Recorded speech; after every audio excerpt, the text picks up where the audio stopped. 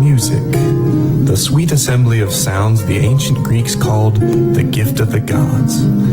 It's a vital part of cultures around the world and can be a rewarding part of any day.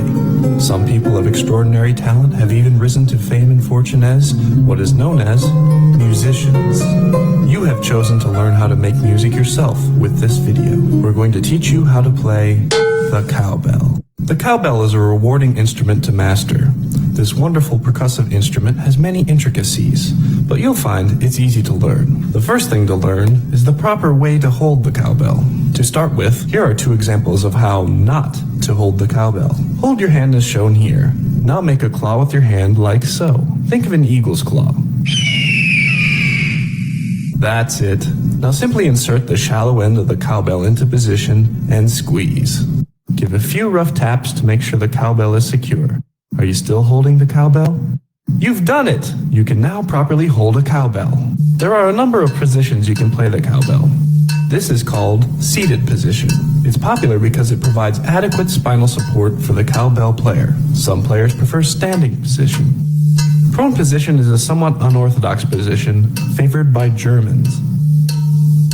This position, which is very popular these days, is known as Bruce Dickinson's position. Find a position that's most comfortable for you and we'll begin playing. First, you must find due north with a compass. Modern science has proven that a cowbell sounds its best when facing due north. If you're facing another direction, you may notice a significant drop-off in quality of the cowbell sound. A drumstick, usually made of wood, is used to strike the cowbell, but you can explore other items to strike a cowbell.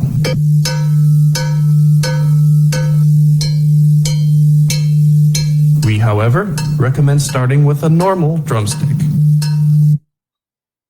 Let's begin playing. We'll start out with a very recognizable piece of music. Note where the player chooses to add the cowbell.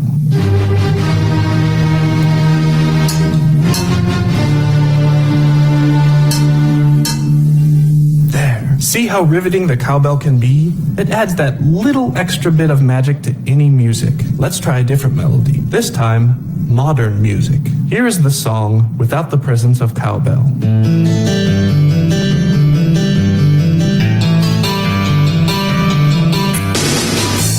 And now, with the cowbell. Be sure to play along at home.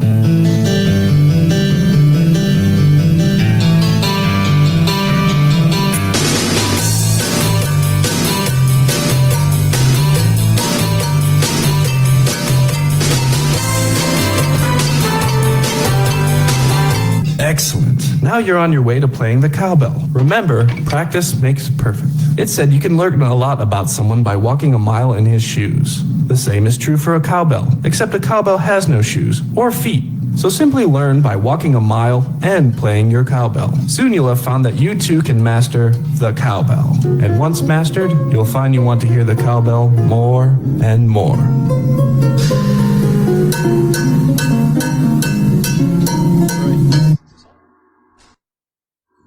Is this on? Yep. No? Maybe? Yeah?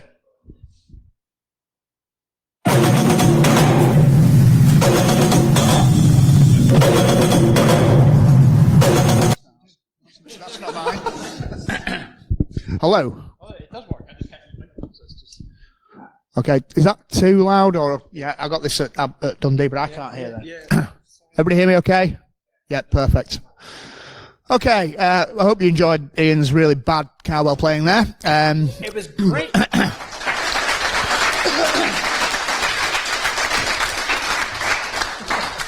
So the more we get these kind of talks, the better he'll get, and hopefully this time next year he'll be able to keep time. Keep time. That's the only thing you've got to try and do with a percussive instrument, right? Okay, so we're the Beer Farmers. Thanks for having us. Lovely to be back in Edinburgh. We're 80% beer farmers. I'm come to that in a second. Okay. As you can probably tell, I was born in Edinburgh. I actually was born in Edinburgh in 1973. And I moved down to Yorkshire in 1975. So I am actually Scottish. Shut up. So it's a privilege personally for me to be here back in the city I was born, delivering a talk for you guys. We are the beer farmers. So anybody under 18 in the room? Okay. We've made a solemn promise, and we all keep our promises, right? That we'll try and keep it as clean as we can. But Andy Gill's here. He's a swear farmer. I'm a resident bastard, basically. Yeah. So in the interest of decency, we've put a parental advisory up in the languages of common nation state threat actors. So just make you feel at home. So there may well be a little bit of foul language, but we'll keep it in context of the subjects that we're discussing. So we'll do quick intros. I'm Mike. I'm an information security analyst. I work for a company called Zen Internet, who are an ISP based in the north of England. John's unable to join us. He's Belgian, lives in Belgium, and the travel was just too difficult for him to manage this time round. But he's upset about it. He's self-flagellating at home at the moment, so that's really big of him. Ian? Yeah, so I'm what did I do? What? Oh, like down here? Oh, like an old person at an auction. It's it's so nice to see all of you. Yeah, so I'm Fat Hobbit on Twitter. Love a follow, and please follow the Beer Farmers. Yeah, what do I do? I write assertive emails that try not to offend anybody for a living, and try to move security through a multi-billion-dollar company. I guess that's the best description. Yeah, somewhere. Hey, I'm Sean. I'm in AppSec, a lead security engineer for a large security company. I'm mainly shouting at developers. No. Trying to help developers. Andy? Hey, I'm Andy Gill, I swear a fuck ton. But I'm also a pen tester at Pen Test Partners. So sorry. Not sorry for being a pen tester, just sorry for swearing. I also wrote a book, some of you might have heard of it. It's called Breaking Into Security, Learn the Ropes 101. It's not about bondage. It's got some swearing in it. I've got a few copies with me if you fancy it. It's £5. Give me some money, I need a new car exhaust. Cheers. Okay, thank you very much, guys. And as Ian said, that's our handle, the Beer Farmers. So we post bits and pieces, rock and roll stuff. Anybody, show of hands, know about the APT bot that we've got? A few people know about it. So that was an idea that Ian came to us with. As in a fever dream. Yeah. There is a former Conservative politician, UK Conservative politician called Louise Mensch. She's kind of decamped to New York now. And a couple of weeks ago, she got all stuffy on Twitter and accused Malware Jake of being indicted in the US for creating or distributing Kronos. So she got the wrong guy. Those malware people are all the same. We're all bad guys. We're all dicks. So Ian came and said, why don't we do something like that? And just randomly accuse InfoSec professionals Of completely made up malware. of completely made up malware from completely made up APT groups. And so if you follow the Beer Farmers, you'll see a few times a day an automated accusation sent out to a member of the information security community, accusing them of being a bad actor. Some people got really offended. Well, it wasn't, I don't think they got offended. I think they thought it was real. Yeah. And so we had to fine tune it a little bit, and we've hashtagged it with just for fun because it's just for fun, right? Yeah. So if you do see your name appear on the Beer Farmers Twitter, it's not real unless it is real, in which case we busted you. Yeah. Okay. Yeah. Okay, just a quick look at that there. So I lifted this. I lifted that quote from Mark Zuckerberg saying, "Privacy is a social norm of the past." All right. Well, according to Facebook, yeah, I think it seems to be. Now we like Facebook because they are really a gift that keeps on giving from an information security point of view, and we talk about them a lot. All the Beer Farmers talks that we've done have had either a small or a large section on Facebook. We work closely with Stu, who gave you a keynote earlier on his Many Hats Club platform. We've done a couple of panel talks on there. We're going to continue to do them, and Facebook's never far away from what we're talking about. Bunch of dicks.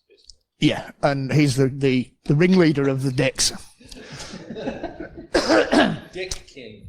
And so, because there's news breaking almost, it seems, every day, if not every week, around Facebook's antics, then the current perception, I think, is generally that Facebook are evil core. And I think, show of hands, who agrees with that statement? All right, maybe just over half, perhaps. Trustworthiness is 0, or less than 0, if that's possible. Who has a Facebook account? Me too. Who believes, I believe, but who in the room believes that Facebook and other organisations similar need regulating, government regulation, or if not, international standards? Cool. And who, on the back of recent transgressions in the last year, 18 months, 50 million records that got lost because of Cambridge Analytica and the data manipulation there for political gain, when that all went public and things that have happened since, who deleted Facebook as a consequence of it? So Sean did. 1 or 2 people did. Okay. Interesting. It's a picture of Zuckerberg looking a bit upset in front of Congress, where he was asked a lot of questions and didn't give a lot of answer. So yeah, we'll talk about numbers. I'm just going to flick through these really, but yeah, they've had some pretty big numbers up until the end of last year. So we're talking well over pushing a good 100 million records have gone. The 50 million there was Cambridge Analytica. 29 million records were because of lost authentication tokens, and that happens because relentlessly you're encouraged to sign up to apps using your Facebook credentials. For a lot of people, we go with the old usability versus security, usability wins approach. And that 29 million were actually not Facebook users per se. There were people that had apps that they'd plumbed into the apps using their Facebook credentials. So that happens. But on top of all that, we see increasingly that they seem to be pretty cool with hate speech, and it drives me a little bit insane. So when somebody says something really terrible about someone, and it can be across anything, it can be ethnicity, it can be around sexuality, it can be around political persuasion.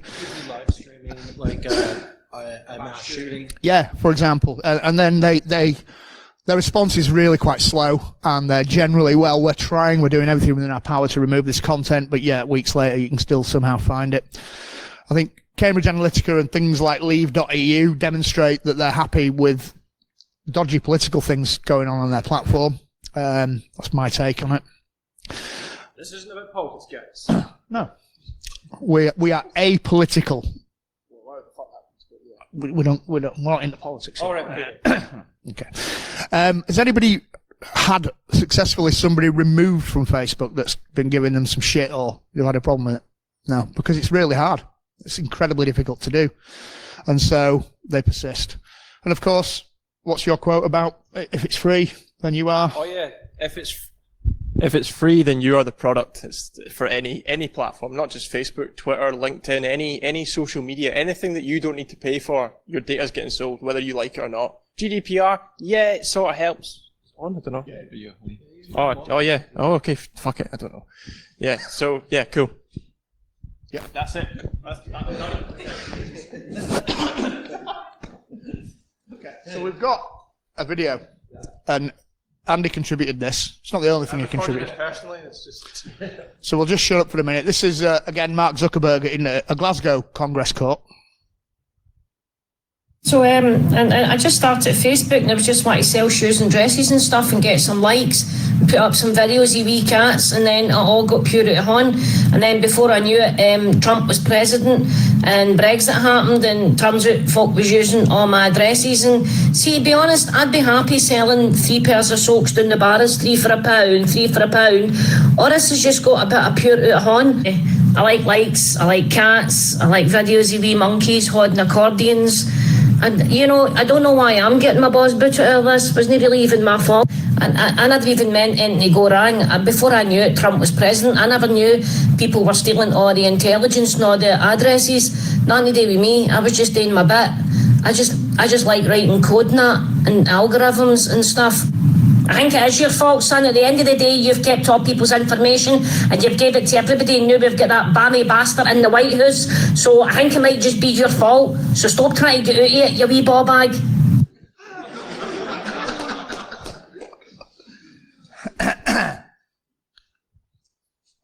I just went ahead on Facebook. Who's heard the recent news about Facebook this week? Oh, yesterday. So, yeah. So those who don't know, Facebook, well, it actually came out with Krebs. And I think if Krebs didn't announce it, probably Facebook wouldn't have said anything. Facebook had plain text passwords stored on their systems, available, they say, only internally. Now, the worrying thing for me is, out of that whole thing, they have not forced users to reset the passwords. They're basically saying, oh, it's fine, don't worry. And it's like, how many employees worldwide in Facebook? Like 10,000 employees, right? Or, and it's like, so do you know someone that knows someone in the Bay Area, that works at Facebook, and all of a sudden, your account could be accessed by a person acting on behalf of somebody else to get at all of your personal information. So I think this is a really huge issue, because a lot of that personal information is really private, and in the wrong hands, it can do a lot of damage, can open you up for social engineering attacks or, attempts at fraud and other things. Sorry. And just again to reiterate that many people reuse the same password over and over. So it may seem not a big issue, but if you're using the same password for your banking and that, becomes a big issue. So we're talking about 600 million records. That was the number of records reported in the breach, quite a high number, which brings us on this kind of slide, really.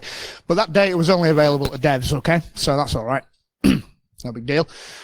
But it takes you back to the original point that Zuckerberg made, which is privacy is a social norm of the past, as far as in his head. Okay. So this slide, we changed it last week. In previous shows that we've done, gigs we've done, it said that there were at least 3 breached records per every man, woman and child on the planet, 21 billion. I had a chat with Troy Hunt about it, given that if anyone knows about the likely number of breaches and records, it's going to be him, right? And he said, yeah, I think you're way off. We're talking pushing 80 billion around the planet. Now that's an absolute atomic number, mind-blowing number as far as I'm concerned. And it ups the game, because what we're talking about is in fact around 10 records per every man, woman and child on the planet. And that is absolutely insane. And the footnote or the caveat that Troy gave me was, that's what we know. Those are the numbers we know about. And that is literally the tip of the iceberg. Okay. Yeah. Oh yeah. This is the good part of the show. So another show of hands, if you don't mind. Who knows who these guys are? Not too many people know. Okay. They don't work for them. None of you work for these guys. We're gonna get sued. We'll be fine. So they're a conservative US-based organisation. So they are Trump-supporting outfit, and they attract members who are allied with the conservative movement in the US. So they're trying to make America great again. That's their aim in their own perspective of it. But like any extreme organisation, they're a little bit sensitive to criticism, and that's who they are. So who knows Baptiste Robert, French researcher, great guy, pioneer, a trailblazer of what we're all about. He goes by the name of Elliot Alderson, takes the name from the character in Mr. Robot. His handle's F Society, done in kind of leet stuff. He found a vulnerability in one of their mobile applications and took the responsible route of letting them know about it. The problem is that they reacted in an extremely negative way, and very publicly, and said that they wrote a blog accusing him of being an anti-conservative hacker, and put that out on the internet. Told the world that they reported him to the FBI for being a hacker and he'd stolen their data and all this kind of bullshit. So can we talk a little bit about what he did? Okay, so who here's familiar with the APK file? Right? Okay, so there's lots of utilities, including hex editors, that you can open up an APK file and look inside. That's what he did. Okay? That's his crimes, for which he could be sentenced to, 20 years in a federal prison. Absolutely. So After that, we sort of kicked off, as in the community kicked off. I think Ollie Hoff kicked off. Andrew Tierney kicked off. Cyber Gibbons from the PTP, one of Andy's colleagues. I kicked off, and it kind of got a little bit messy because pylons ensued. When do they not ensue? When there's a bit of drama in InfoSec. The InfoSec drama clock got reset about 15 times in that particular day. For anyone that doesn't know, the InfoSec drama clock is this chap's creation. Stuart here, just wave up and let people know that you're there. One of the reasons the beer farmers exist is because of InfoSec drama and too much of it. And so we thought, well, fuck it, let's put a group of people together and have a laugh. I'm warming you up, mate. Yeah. And so that's part of what we did. Before we actually developed any kind of plan, we thought, let's just have some fun. And part of that was trying to cure some of the drama. A bot that Stuart's created now is the InfoSec drama clock. And if you hashtag InfoSec drama clock, it will reset the clock to 0. And it's never gone. It's never gone above 0. Have an all-time high in like...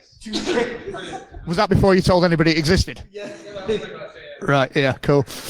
An individual called Falinor, or Fallen Hour, however you pronounce it, appeared. This was on last Saturday evening. And there was a huge troll fight went on, him being the troll, and us being the kind of defenders of the faith, as it were. So we're talking Cyber Gibbons, myself, a bunch of other people, just trying to close this guy down. And I was getting a few messages from fellow beer farmers around, just leave it alone, go to bed, forget about it. But normally that would be my response, but this time around I was a bit pissed off because of Elliot's good work, and he was getting trashed.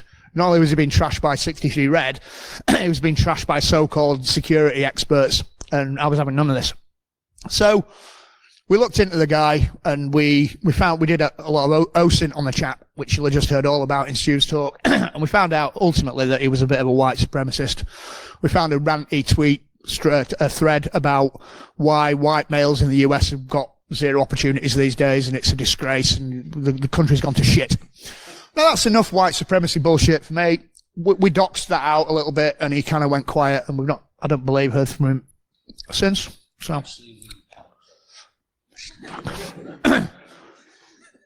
So I think. You're not supposed to say that. You could have waited till I turned the microphone off. Shit. And I think, not to be self-righteous, but I think we won that battle, and it was one worth fighting, in my opinion. And then I went to bed.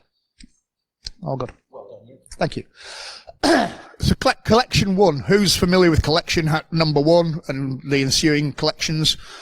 Yeah, not too many people, but yeah, that was a bunch of aggregated, cobbled together data that was found. I'm going to let Andy talk about this in a little bit more detail. Yeah, so the collection dumps was essentially the biggest public available dumps that were released into the kind of public sphere. You can still download them on torrent. Round about a terabyte and a half of data. And at the moment, there's still people trawling through the data, but they reckon there's about 773 billion unique records, which is quite a few. But this is records from things like Bitcoin forums, pornography, gambling, breaches, things like Facebook, Twitter, like the breaches we talked about earlier on, the Facebook things they're in there, LinkedIn's in there, MySpace. Anyone remember MySpace? Yeah. They deleted all the songs last week. Yeah, they did. Server upgrade. Lots of different things, but the thing is, it's not just usernames and passwords, because often when you see breaches, it's like, oh yeah, my password's been breached, but this was like personal identifying information, there was credit card data in there was Bitcoin addresses, Bitcoin wallets, like lots of stuff. Those Bitcoin wallets are probably now off to some nation state, probably Russia, or other nation states are available, but like, they're probably off there, loads of money lost, yeah.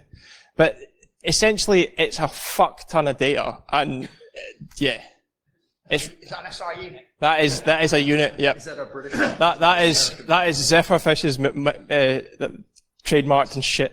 But yeah, that's essentially what it is. Has anyone actually trawled through the data or had a look at it at all? Yeah, you've got the data. Apart from me having the data sort of illegally. It's not illegal, but like having a lot of data under GDPR apparently is illegal. But it's not really, because I'm not using it. I'm not selling it. So everyone wants it for free, they can have it for free. Because I'm not gonna, yeah. Right, I'm going to run now. I think you just described why it's all in breach of GDPR there, but we'll move on quick. But again, the tip of the iceberg analogy, I was going to remove that because it's like the shittest analogy, isn't it? The tip, the metaphor, whatever. It's got to exist. Like, I felt better about it when memes came up in Stu's talking about. Well, if we've got if he's doing memes, yeah.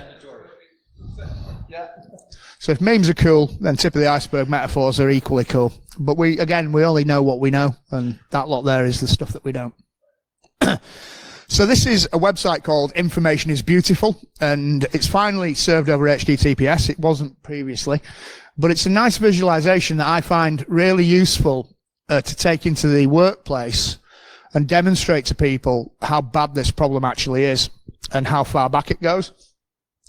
And if you look at this, and I see in a room full of people at my workplace, people's faces kind of sink as they realize that they were an Equifax customer, or they have a Twitter account, or like Ian, they're a regular Marriott user. Yeah. But the point being is, we're all in here somewhere. Yeah. And that's just something that we've got to get used to and move on from. It's your favorite. All right. Well, this is the drum solo part of the Beer Farmers. And just if you were confused, we're a band in the sense of like Robin Hood and his merry band, a band of brothers, not technically a band with any musical talent, although Mike worked in that industry for a while. Low to average. Sure. I'd say medium to high. Okay. Medium to high. All right. This is the Helm Gibbons. Who has heard of the Helm Gibbons security vendor? Okay, awesome. So this is what happens when security researchers confront companies that aren't well trained in the art of engaging with the security research community. And let me be honest here, sometimes we are a little bit difficult and we may be special snowflakes, okay? But the reality is that if you approach a company saying there's a vulnerability, it's going to go one of two directions. They're going to be receptive, or they're going to be not. And when they're not, this escalates into what I like to call the full-blown cyber shitstorm. Okay?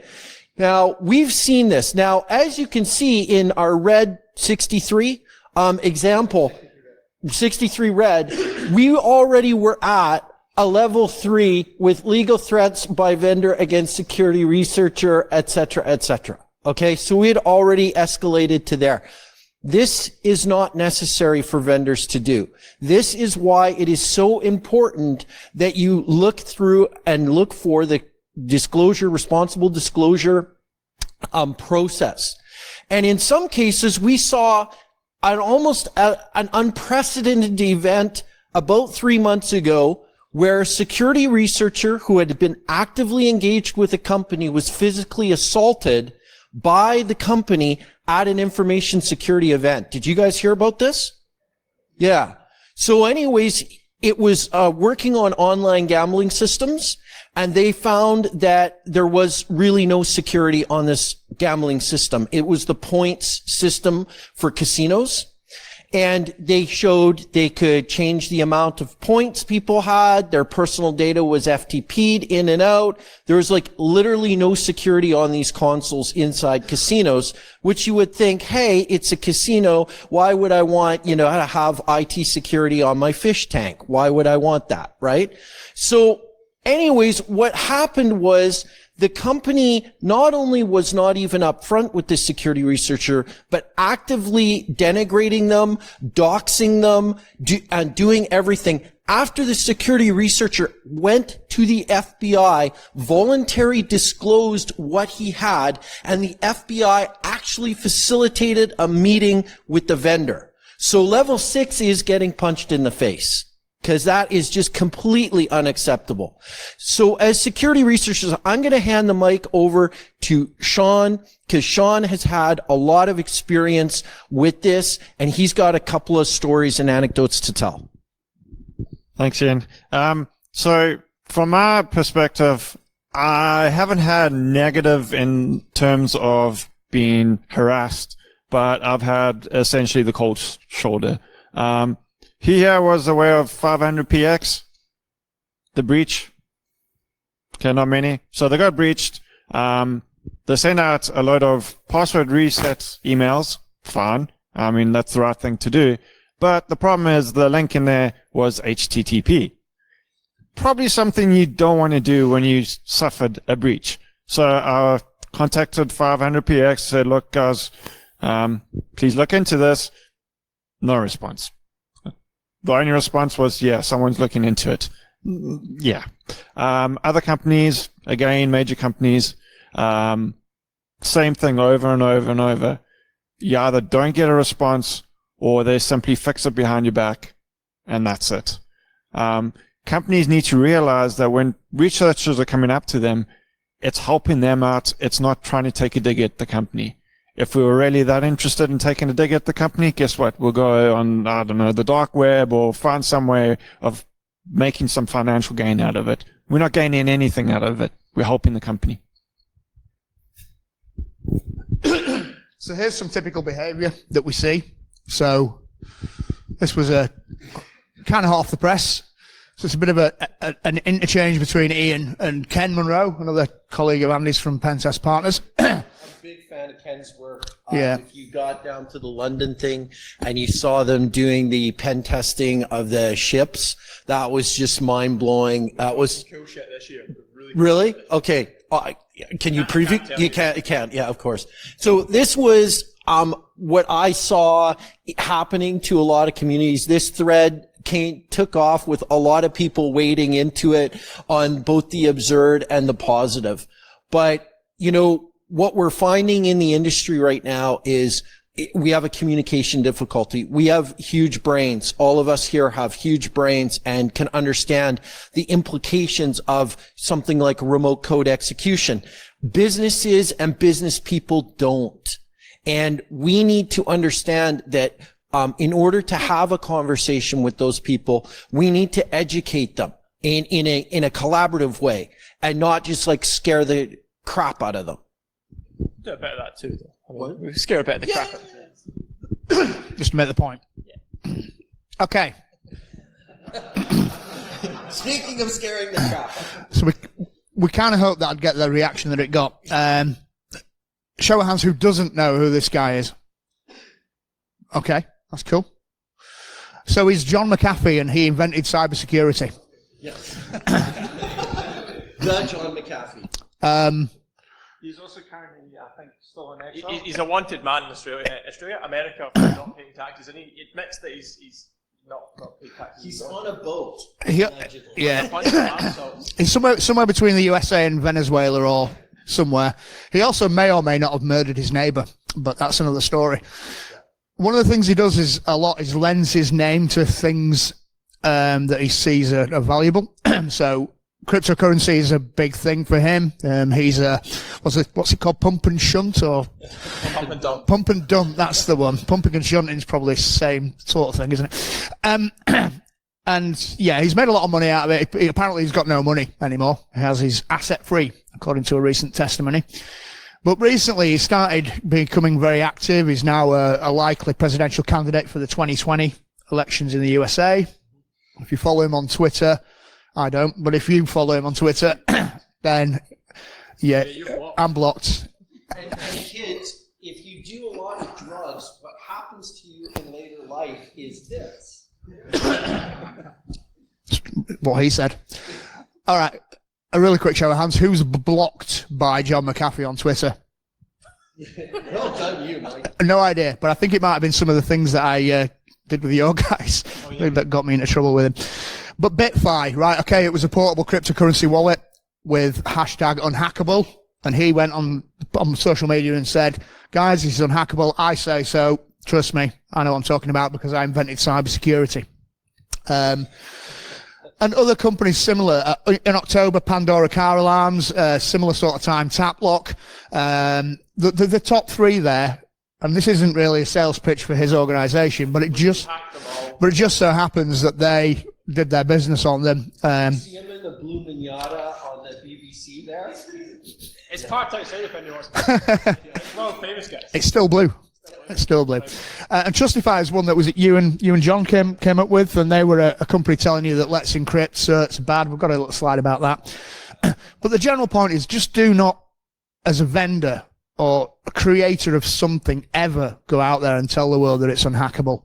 Just don't do it. All you get really is a free pen test. A bunch of people shout at you saying, And John, Yeah. you know those trucks that come out when their airplanes are about to crash and stuff like that? Yep.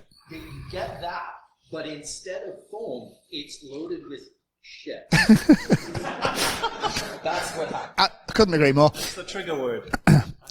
But years come and go, and and it just keeps happening. No one learns. Well, actually, Bitfi learned.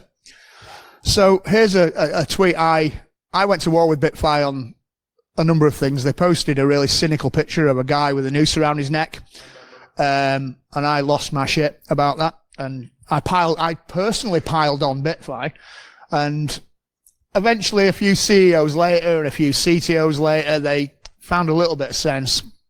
And this tweet kind of speaks volumes about how their attitudes changed.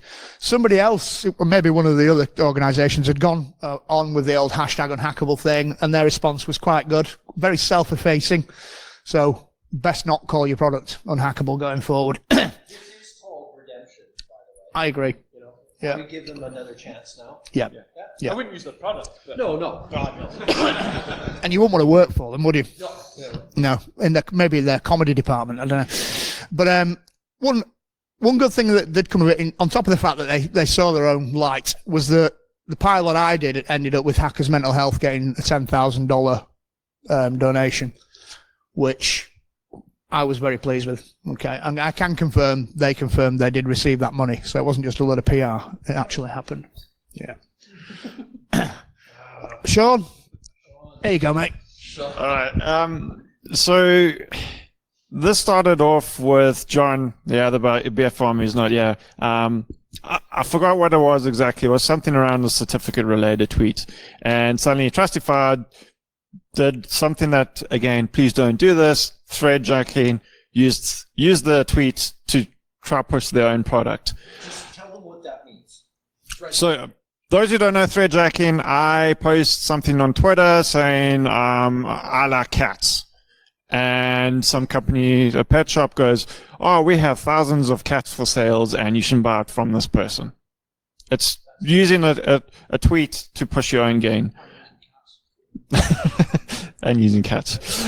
So what these guys did is they were blasting out Let's Encrypt. And Let's Encrypt, in my opinion, has done one of the most for our industry out of many companies. The fact that they're the world's largest CA is testament to that. Free certificates, automated, they've changed the game. And I think one of the reasons why we have so many sites on HTTPS is due to Let's Encrypt. So they're doing a fantastic job. These guys came along and said, Let's Encrypt certificates are rubbish. Don't use them. Use our EV certs where you pay, I don't know, hundreds of pounds for 2 years. And they had this whole list. The full list is not there, but they basically went through different points trying to, basically rip off Let's Encrypt certificates. And I went through each one and basically they're all not true, totally based off of lies. And also in the top there, let's just say there's slight trademark infringement at the top. Cool. So if anybody... Yeah, cool. And shortly after, unrelated to this situation, right? Old people, sorry. A whole bunch of EV certificates were released on the dark web, and there's a dark web shop offering EV certificates. Oops. And yep, cool, we're good. And a quick fact check around British Airways breach. That was nothing to do with HTTPS. It was to do with broken JavaScript that was being consumed. So 100% fact fail here. So this is an example of trying to fiat sell your product. Don't do it. fear of uncertainty. Indeed. We might be talking about that later in the year. But the good news is that good people exist. I would like to think that most of the people in this room fall into that category one way or another. We certainly do. It's what we're here for.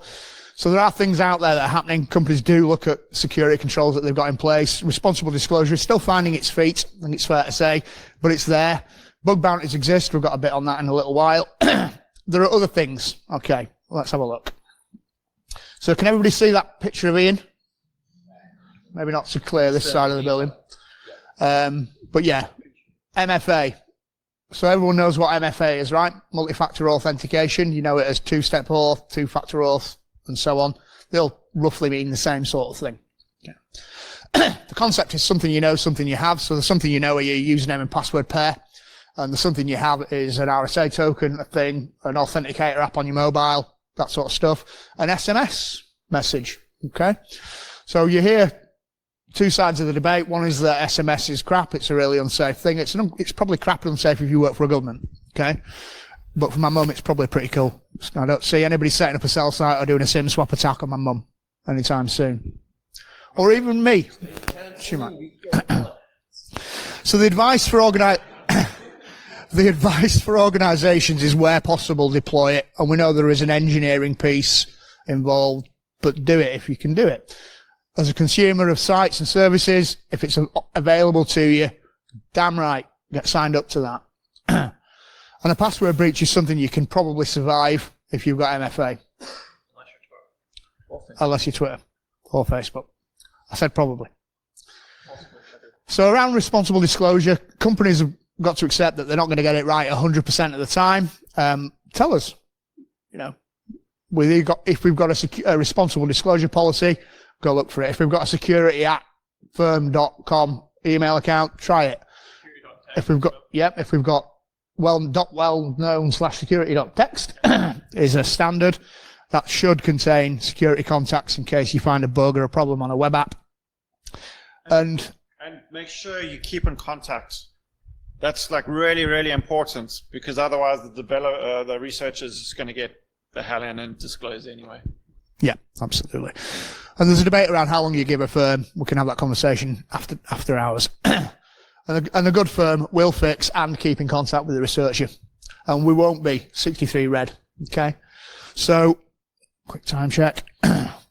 Test and fix your stuff. So this is for organisations. I guess a lot of you are going through the academic process at the moment, but this sort of information should sit somewhere in your consciousness for when you're out in the industry doing stuff, whether you're working as a pen tester, whether you're working as a blue team or a defender in an organisation.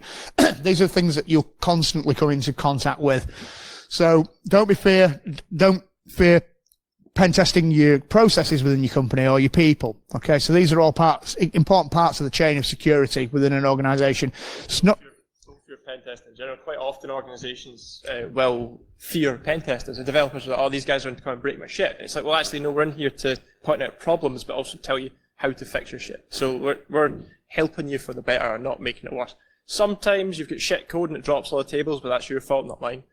So, yeah. Well, to add to that, pen testing is not just about testing your application, it's testing your processes, making sure you have the right tests, your employees have the appropriate training, and so on and so forth. So pen testing is a vital part of your whole development process. Yeah, completely agree.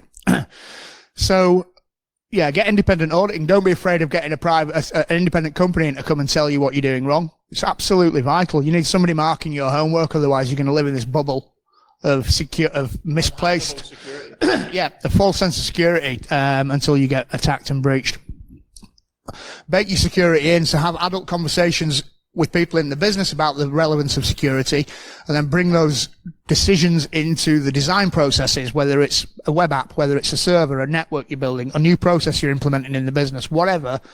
Start at the very beginning, be on the train at the first, when it leaves the station. Because too often we're not. We're brought in, worst case scenario, when the shit's hit the fan, or best case scenario, towards the end when we're seen as a bit of a blocker.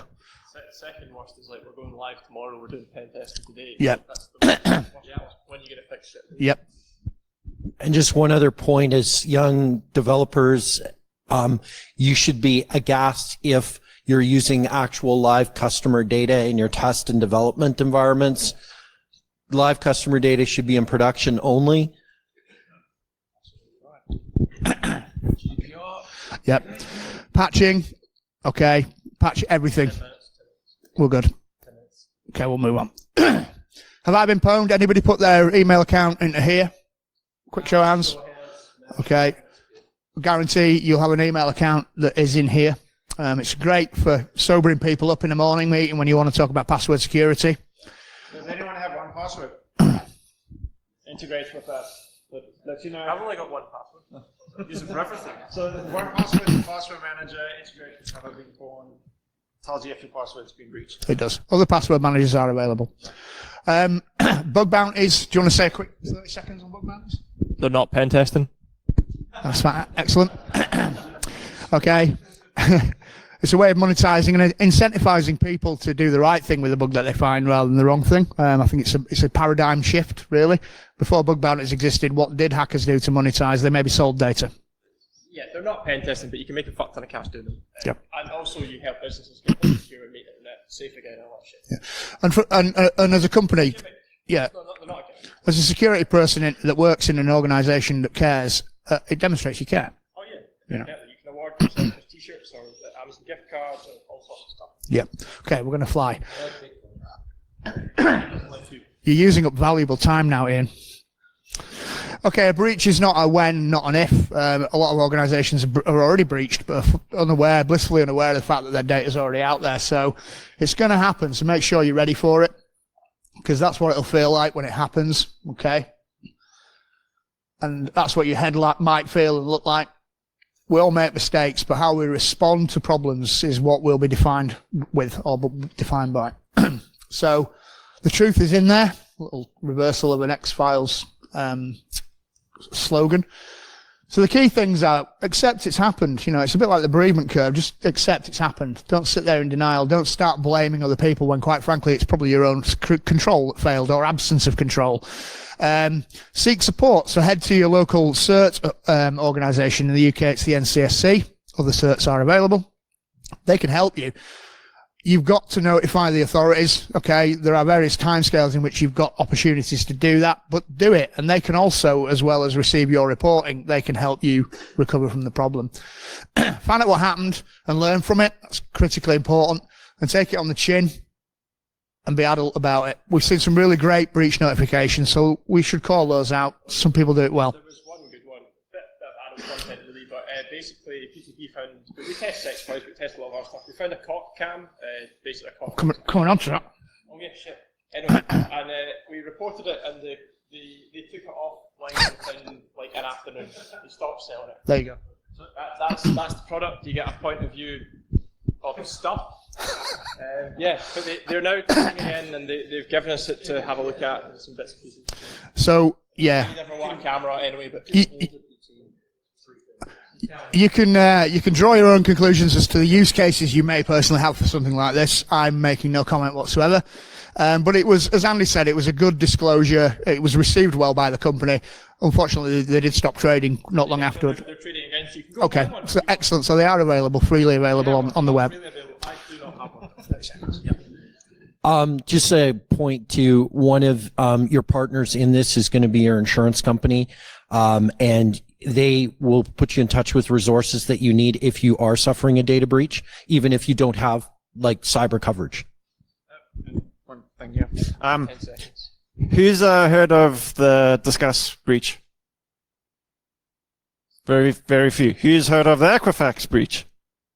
Yeah, significant. The difference being Equifax, how not to handle breach. Discuss handled it really well, so you're going to come out a lot better if you handle it well. And Time Hop did the same. Okay, really quickly, Norsk Hydro, this is hot off the press. They suffered a really bad ransomware attack last week. But they didn't mess around. They responded really quickly. They came out and said, yes, we are under attack. We are looking at it. They didn't try and blame anybody. The comms was exceptional. They managed to open up new channels. They got an Azure website set up. They just said, yeah, we're under attack. Watch this space. And ultimately, they told the attackers to piss off. We're not paying you ransom. Vendors will give that a skip. So this is a bit of a tip for anybody in the community or anybody that's going to come into the community. So connect with it. Come to things like this. You know, I've been to a lot of conferences. We're now speaking at a lot of conferences. B-sides and community events and university events are really where it's at. You'll meet the best people at these sort of things. You'll meet far better people here than you will at a large vendor based. Things like InfoSec are great for free swag, but they're not great for actually talking. Agreed. Yep. Before engaging in debate, it's worth knowing what you're talking about because people will pick you apart if you don't. And then respect. Yeah. Criticize? Well, quite. Respect other people know their things. So yeah, exactly. Quite. My background is application security, but I've had to play a really quick game of catch up on other things like infrastructure security, etc. Engage and share. So even if don't become a serial reposter because then you become a thought leader. Or an influencer and you appear in a list. Now, no one wants to be in a list, right? But you see them, and the people that they apparently have like 150,000 Twitter followers and never tweet anything of their own. Okay? They only retweet and retweet and retweet. Be a serial shitposter. These two. Be one of us. Already one of No, but if you find something, if it's a document you found that might change somebody's life, one person's life changed for the better in my book is job done in this context. Okay? Don't be a dick. Now, it came up in Stu's talk. Just don't be a dick. You see a lot of it. Just don't be like that. But you've got to choose your moments and pick your battles. Be like the Bruce Dickinson. So that's the guy there. And he's probably one of the reasons the bear farmers exist in the first place. And certainly why cowbell is our thing. And that's us done. So thank you for giving us your time and we hope you found it useful.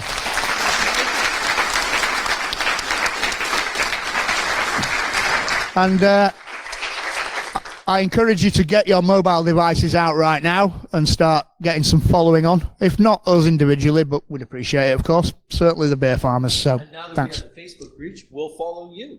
Oh, have we got any questions? Oh yeah. Anybody got a question? They never do. But consider It's because they're sitting there going, "What the fuck have I just witnessed?" Yeah. So we do have, and this is going to be fun. We do have what remains of our swag down there, which is the stickers you've been individually handed out by Professor Ian here. But we brought some drumsticks. There are 20 in number. So who's graduating this year? ooh,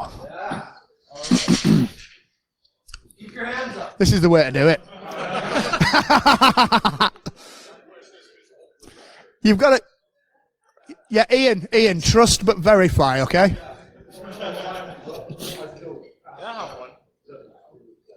Put your hand up. Ian. Ian, down the front. Behind you. Ian, the young lady there.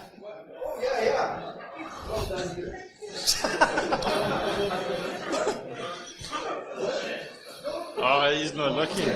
Don't throw him. Don't throw him. I made that mistake. We've already got 2 lawsuits against us for that.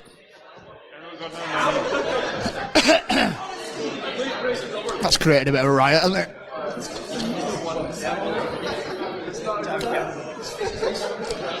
Okay.